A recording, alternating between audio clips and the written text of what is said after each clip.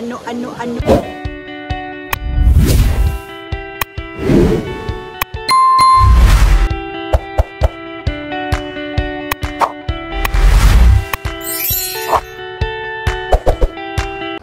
Magandang araw mga kawaraynon. So for today's video, pumunta nga pala kami sa Ugsad Falls dito sa Barangay Cervantes.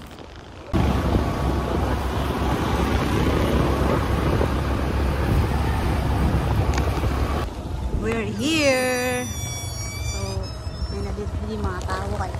May na mga kwan, scooter. Damo na ngayon na diyo. Sabitan pag-agi. Hindi ngayon na pag-agasi ko dito pag-agi.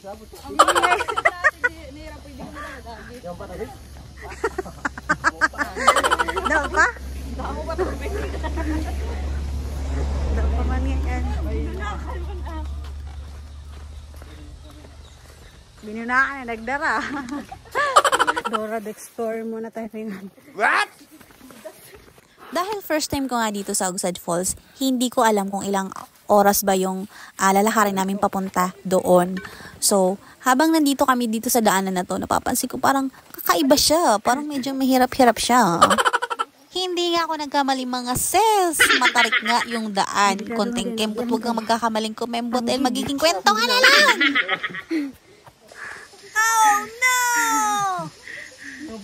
Yan mga gar, nakakita nyo yung sa likod ko. Diyos ko, napakatarik niyan. Hindi ako lumilingon. Kasi, takot ako sa matataas eh. Kaya pag lumingon ako talagang nanginginig yung pa ako. Pero, go laban kasi. Adventure naman ini. Naman ang hinahanap mo, girl. Katasan. Nasagkaan. Ito pa siya sa Diyos. Pero apikin ako nung paglusad na lang. Bawa na. Nababati ko na mga kon sa mga marigo. So finally, nakarating na din kami after many hours. So dito sa pwesto namin, hindi naman siya pinakadulo, pero hindi na kami nagpunta doon. Doon talaga yung parang main ano niya, kasi nandun talaga yung mataas na waterfalls. Nandito kami sa pinakagitna. May dulo pa siya. Ayan. Hindi pa to yung dulo niya. Nakaka-amaze kasi ang haba ng falls na to na. Tawag sa amin ito kasi Palanas. Ang haba niya hanggang dulo pa yun kasi dito kasi yung pinagkukuhanan ng supply ng tubig dito sa Barangay Cervantes, or I'm not sure ha, pero tingnan nyo, ayan yung na yan, hose na yan na malaki. Yan yung daanan ng supply ng tubig. Ano?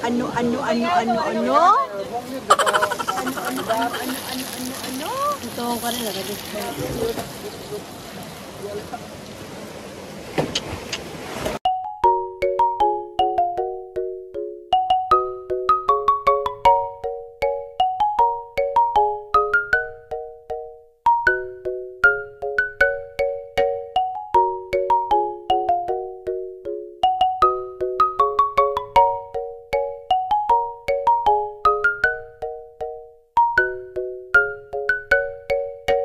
So, nandito na kami sa pinakadulo ng falls na ito. Hindi kami naligo dyan kasi bawal ha. Nagpicture lang po kami dyan. Kasi dyan yung source ng tubig.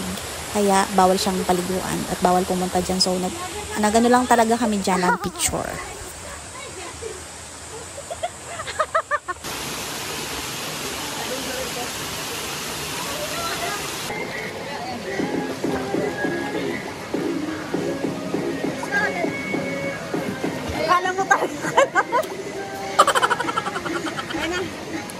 So hanggang dito na lang ang video ko. Happy Easter Sunday everyone. Mabuhay tayong lahat. Magsaya tayo dahil muling nabuhay ang ating Panginoong Hesukristo. Have a blessed Sunday and God bless everyone.